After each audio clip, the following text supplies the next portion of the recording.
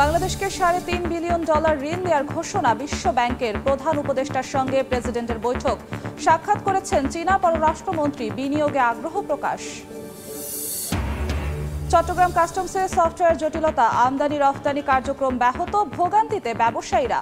জরিমানার আশঙ্কা, সংকট কাটানোর চেষ্টায় বন্দর কর্তৃপক্ষ। ঊর্ধ্বমুখী দেশের স্বর্ণের বাজার চলতি মাসেই ভরিতে বেড়েছে প্রায় 9,000 টাকা। বিশ্ব বাজারেও দাম বাড়তির দিকে, আরও বৃদ্ধির পূর্বাভাস। 3 বছরেও চালু হয়নি চুয়াডাঙ্গা বেসিক শিল্পনগরীর কার্যক্রম। সম্ভাবনা থাকলেও সৃষ্টি হচ্ছে না কর্মসংস্থান। কর্তৃপক্ষের উদাসীনতা দায়ী, অভিযোগ উদ্যোক্তাদের। এবং কঠোর নীতির কারণে সুইডেন ছাড়ার হিড়িক অভিবাসীদের। রেস্টুরেন্ট সহ বিভিন্ন খাতে ভয়াবহ কর্মী সংকট। ওয়ার্ক পারমিট নীতিমালা পরিবর্তনের দাবি।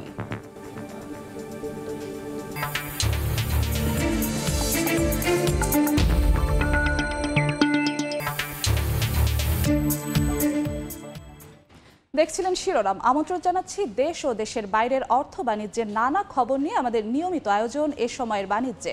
আপনাদের সঙ্গে আছি আমি জিন্নাতারা জশোয়া। বাংলাদেশকে $3.5 বিলিয়ন ঋণ দেওয়ার ঘোষণা দিয়েছে বিশ্ব ব্যাংক। অন্তর্বর্তী সরকারের সংস্কার কর্মসূচির সহায়তায় সহজ শর্তে এ ঋণ দেবে সংস্থাটি।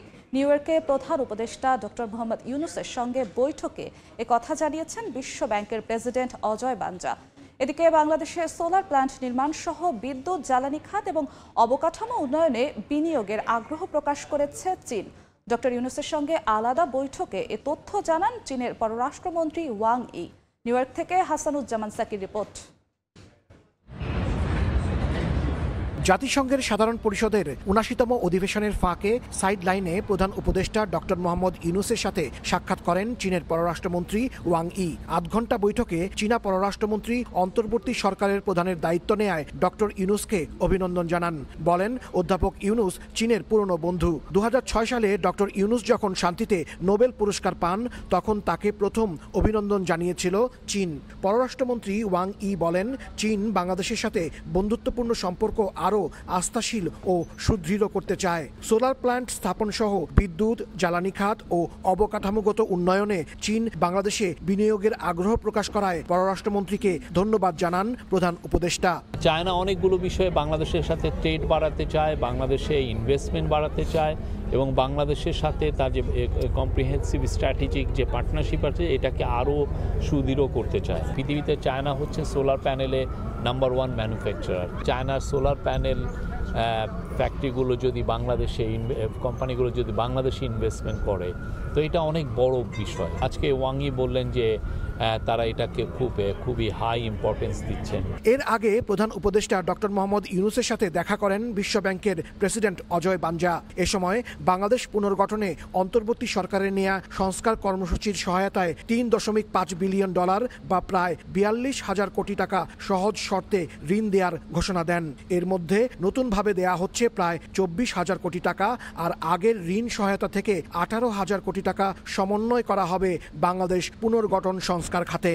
অজয় বাঙ্গা জানিয়েছেন যে বাংলাদেশকে ওয়ার্ল্ড ব্যাংক $3.5 বিলিয়ন এই অর্থ বছরে দিতে পারবে। এটা অনেক টাকা এই জন্য যে বাংলাদেশের যে লিকুইডিটি সাপোর্ট লাগবে বা বাংলাদেশের যে এই পুরো জিনিসটা $3.5 বিলিয়ন তারা ইনভেস্ট করবেন হচ্ছে বাংলাদেশের রিফর্মকে সাপোর্ট করে। প্রধান উপদেষ্টার সাথে সৌজন্য সাক্ষাৎ করেন যুক্তরাষ্ট্রের বৈদেশিক সাহায্য প্রদানকারী সংস্থা ইউএসএইডের প্রশাসক মিস সামান্তা পাওয়ার। তিনিও বাংলাদেশকে আরও সহায়তা বাড়ানোর প্রতিশ্রুতি দেন। প্রধান উপদেষ্টার মুখপাত্র জানিয়েছেন, ডক্টর মোহাম্মদ ইউনূসের সাথে এসব বৈঠক হয়েছে আন্তরিক ও সৌহার্দ্যপূর্ণ পরিবেশে।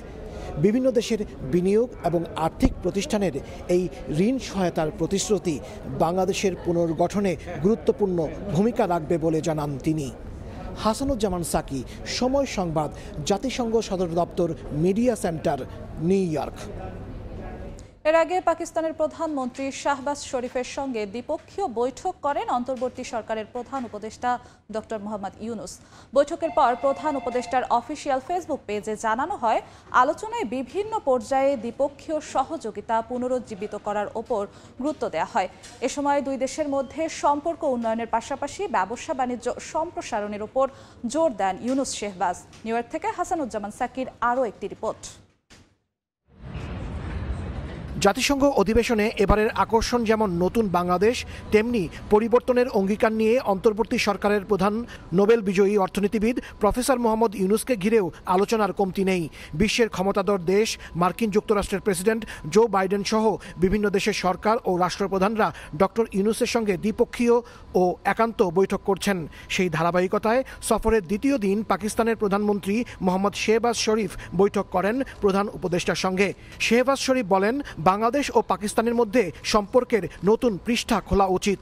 I think we should turn a new page, as my brother said, and as the chief advisor said this morning to our prime minister. We have in the past had trouble in our relationship, and I think both the countries, brotherly countries, they must make a new start which will benefit both the countries. দুই নেতার বৈঠকে নতুন বাংলাদেশ গড়ায় পাকিস্তানের সহযোগিতা চান doctor Mohammad Yunus. SAARC পুনরুজ্জীবিত করার উপরও জোর দেন প্রধান উপদেষ্টা। পাকিস্তানের সাথে আমাদের যে সম্পর্কটা, বাইলেটারাল সম্পর্কটা, এটা অনেকদিন ধরে ডরমান্ট অবস্থায় আছে।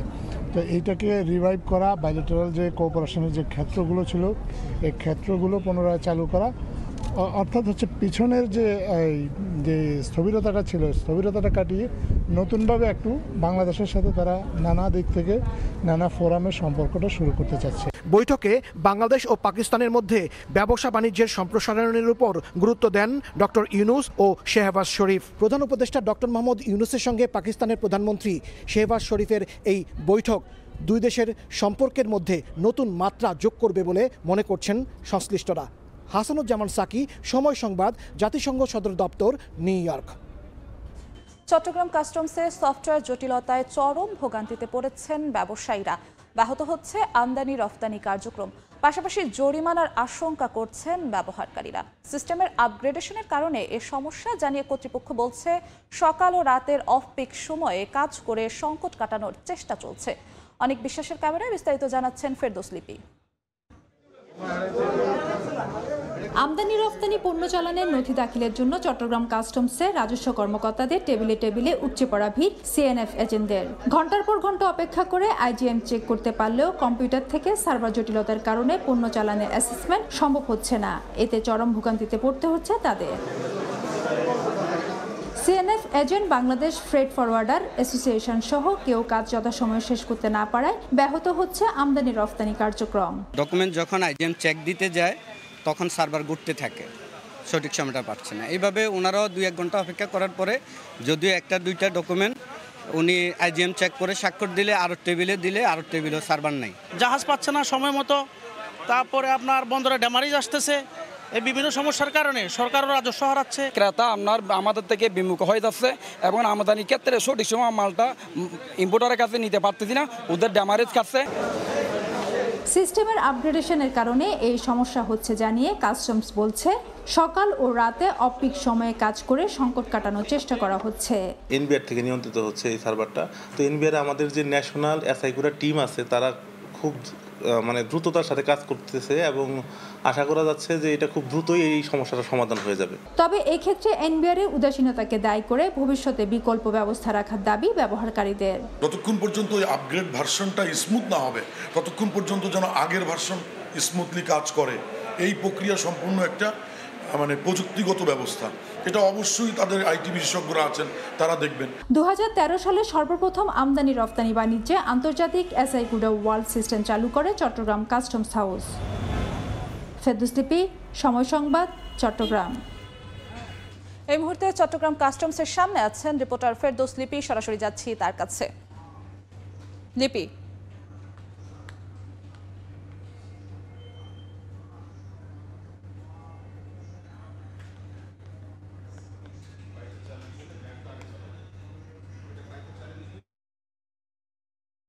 দেশের বাণিজ্যে জুলাই আগস্টের রাজনৈতিক অস্থিরতা ও বন্যার প্রভাব।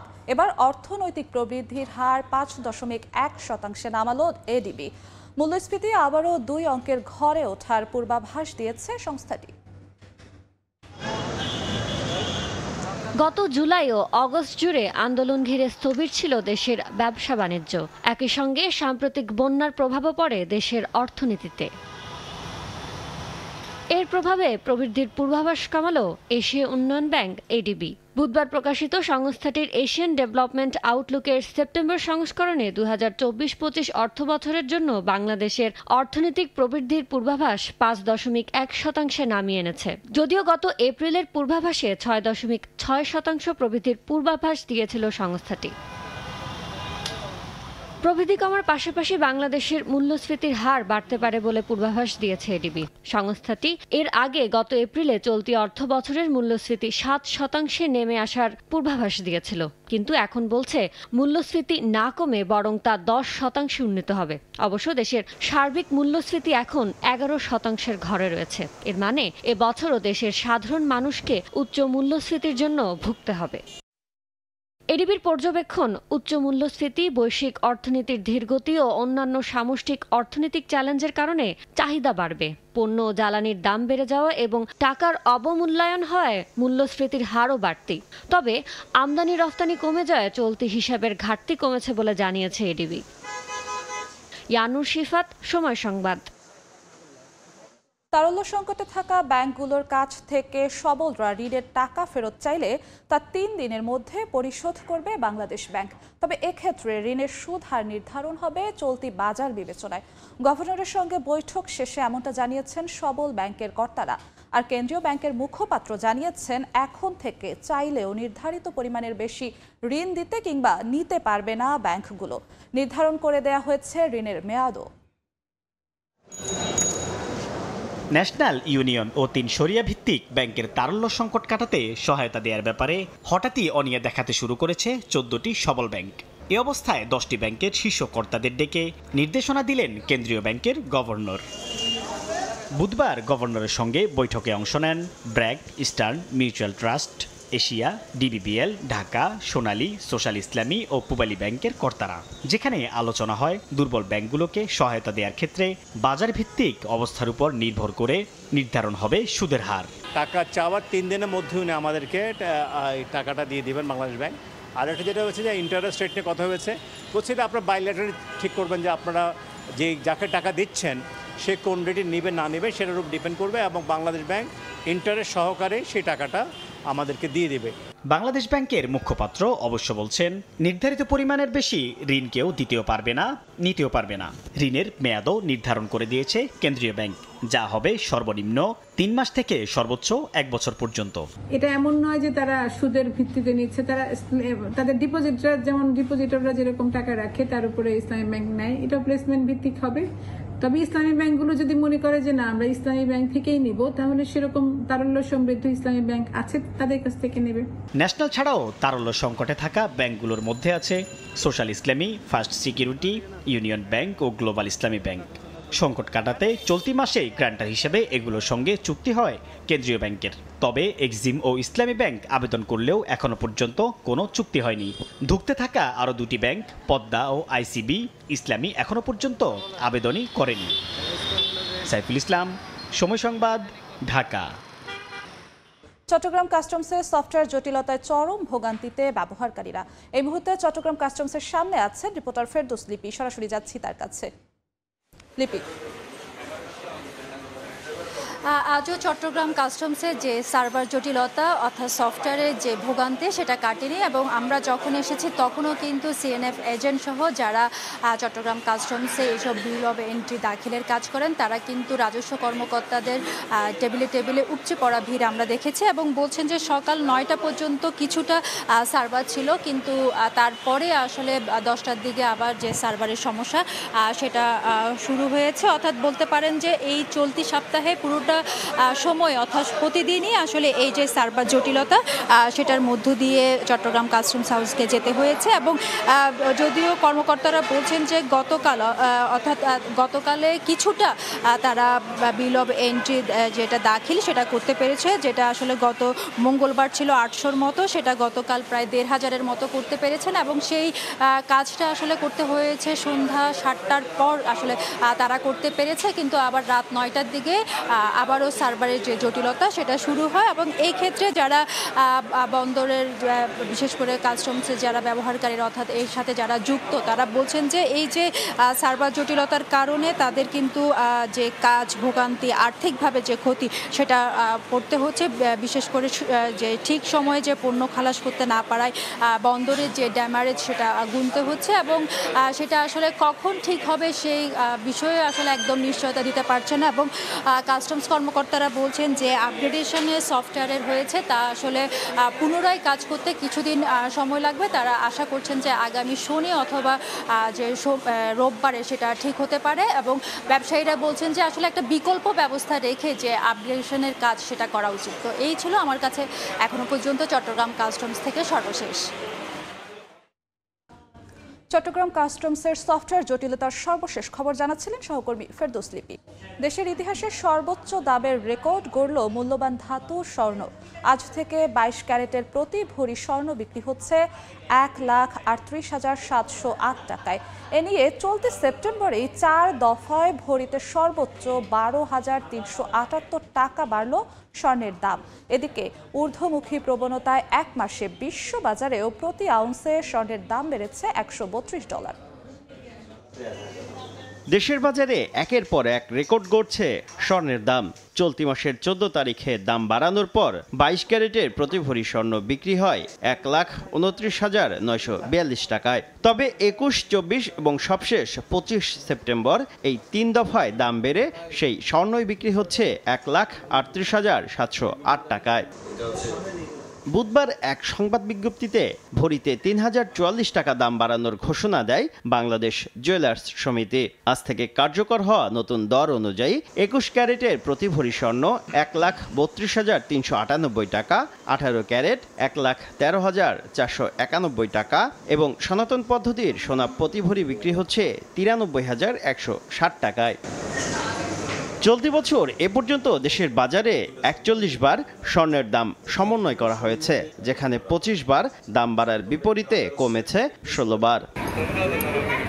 এদিকে ইতিহাসের সর্বোচ্চ দামে স্বর্ণ বেচা কেনা হচ্ছে বিশ্ববাজারেও। গোল্ড প্রাইসের তথ্য, বর্তমানে প্রতি আউন্স স্বর্ণ বিক্রি হচ্ছে $2,661। গেল 3 দিনে $40 আর এক মাসে বেড়েছে $132। ফেডারেল রিজার্ভের সুদহার কমানো সহ নানা কারণে মূল্যবান এই ধাতুর বিশ্ববাজার চলতি বছর বেশ বড় ঊর্ধ্বমুখী প্রবণতায় থাকবে বলে পূর্বাভাস আন্তর্জাতিক বাজার বিশ্লেষকদের। শুভ খান, সময় সংবাদ। Bangladesh financial intelligence unit BFIU এর সাবেক প্রধান মাসুদ বিশ্বাসের বিরুদ্ধে অনুসন্ধানের সিদ্ধান্ত নিয়েছে দুদক। বুধবার দুদকের প্রধান কার্যালয় থেকে এই সিদ্ধান্ত নেওয়া হয় বলে একটি সূত্র নিশ্চিত করেছে। সংস্থাটি বলছে, বিগত সরকারের আমলে শীর্ষ দুর্নীতিবাজদের থেকে ঘুষের মাধ্যমে অনিয়মের সহায়তার অভিযোগ আছে মাসুদ বিশ্বাসের বিরুদ্ধে। তার সহায়তায় হলমার্ক ও বিসমিল্লাহ গ্রুপ সহ 24টি বড় ঘটনায় 92,000 কোটি টাকা পাচারে নীরব ভূমিকা পালন করেছিল BFIU। ক্যাশ ট্রানজ্যাকশন রিপোর্টও যাচাই করা হয়নি। এসব অভিযোগের ভিত্তিতেই অনুসন্ধানের সিদ্ধান্ত নিয়েছে দুদক।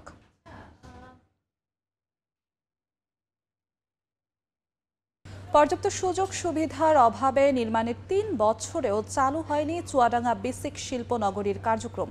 এজন্য সম্ভাবনা থাকা সত্ত্বেও সৃষ্টি হচ্ছে না কর্মসংস্থানের সুযোগ।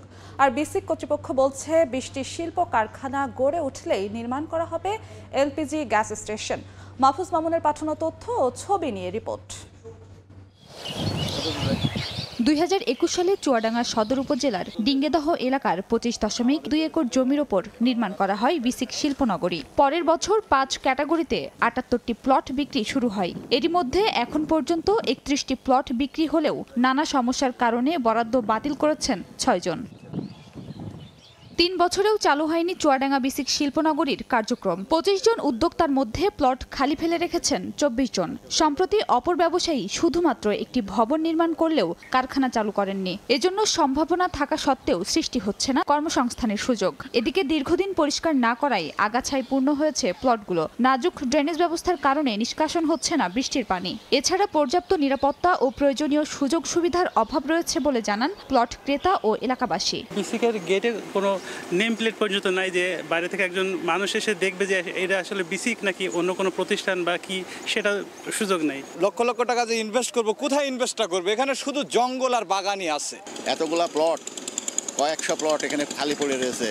কেউ অনেকে নিয়েছে কিন্তু তারা শুরুই করছে না। আমাদের কোনো সার্ভিস কিছু নাই, কিন্তু তারপরেও প্রায় 18,000 কতটা সার্ভিস চার্জ ধরা হয়ে গেছে। বিসিক কর্তৃপক্ষ বলছে 20টি শিল্প কারখানা গড়ে উঠলেই নির্মাণ করা হবে এলপিজি গ্যাস স্টেশন। 78টার মধ্যে 25টা শিল্প মালিক প্লট নিয়েছে এবং তাদের আমরা পত্র দিয়েছি দ্রুত শিল্প কারখানা গড়ে তোলার জন্য, এবং শিল্প কারখানা গড়ে উঠলে এখানে কর্মসংস্থান বৃদ্ধি পাবে। চুয়াডাঙ্গা বিসিক শিল্পনগরী নির্মাণে সরকারের ব্যয় হয় 41 কোটি 91 লাখ টাকা। সময় সংবাদ, চুয়াডাঙ্গা। সাম্প্রতিক সময়ে হঠাৎ করে পুঁজিবাজারে তালিকাভুক্ত ইসলামী ব্যাংকের শেয়ারের দাম লাফিয়ে বেড়ে দ্বিগুণ হয়েছে। প্রতিষ্ঠানটির শেয়ারের এই অস্বাভাবিক দাম বাড়ার কারণ খতিয়ে দেখার সিদ্ধান্ত নিয়েছে পুঁজিবাজার নিয়ন্ত্রক সংস্থা Bangladesh securities and exchange commission BSEC। বুধবার দেশের প্রধান শেয়ারবাজার ঢাকা স্টক এক্সচেঞ্জের প্রধান নিয়ন্ত্রক কর্মকর্তাকে তদন্তের বিষয়ে নির্দেশ দিয়েছে BSEC। 30 কার্যদিবসের মধ্যে তদন্ত সম্পন্ন করে BSECর সার্ভিল্যান্স বিভাগে তদন্ত প্রতিবেদন জমা দিতে বলা হয়েছে। ভৈরব নদ থেকে অবৈধভাবে বালু উত্তোলনের খেসারত দিচ্ছে যশোরের পুরাতন কসবা ঘোষপাড়াবাসী।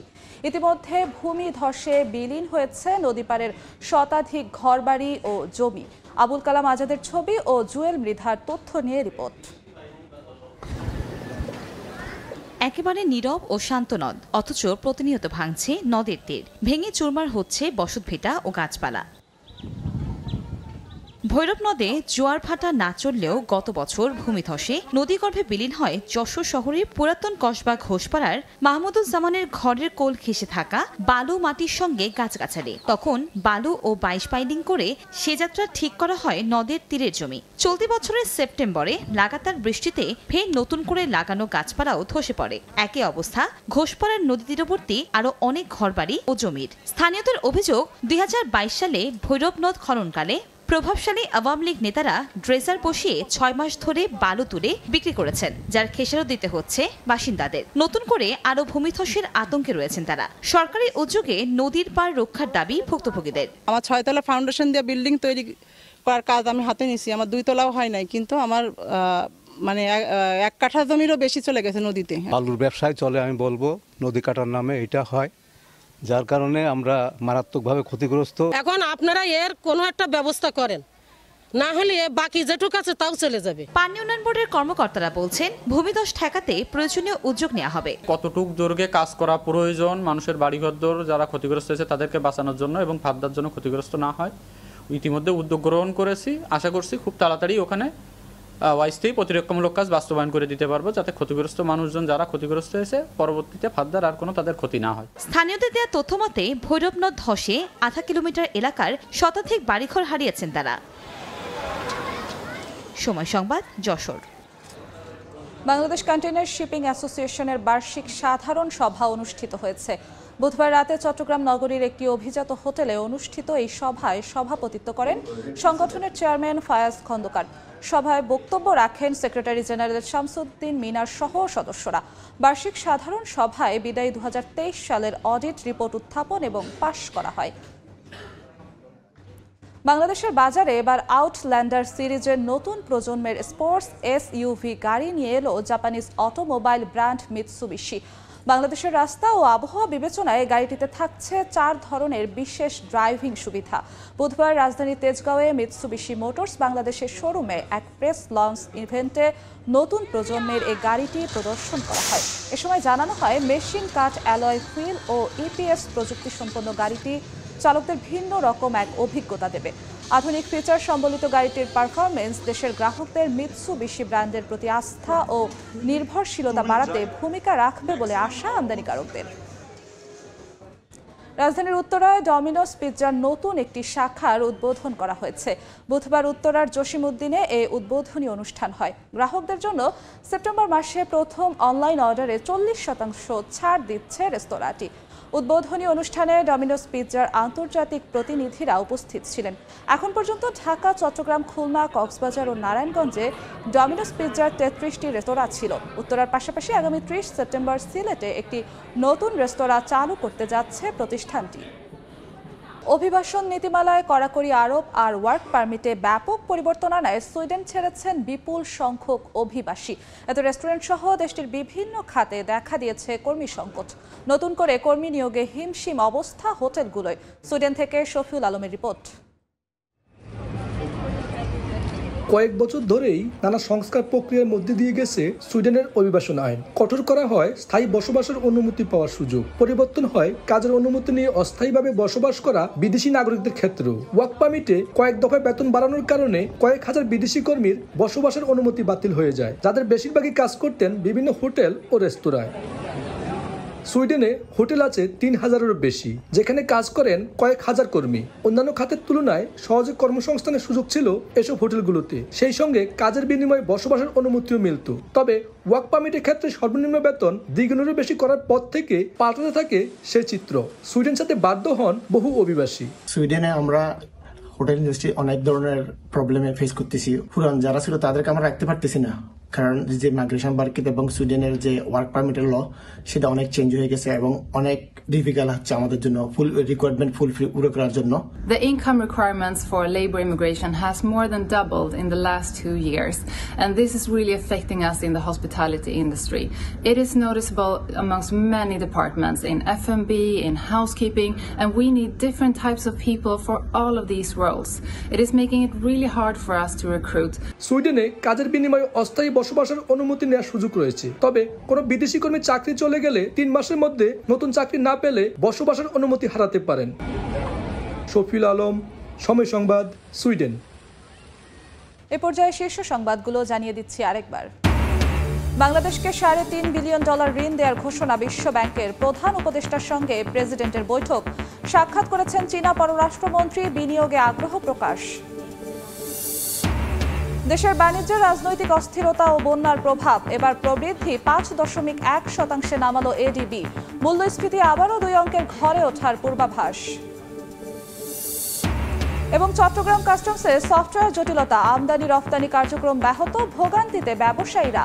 জরিমানার আশঙ্কা, সংকট কাটানোর চেষ্টায় বন্দর কর্তৃপক্ষ।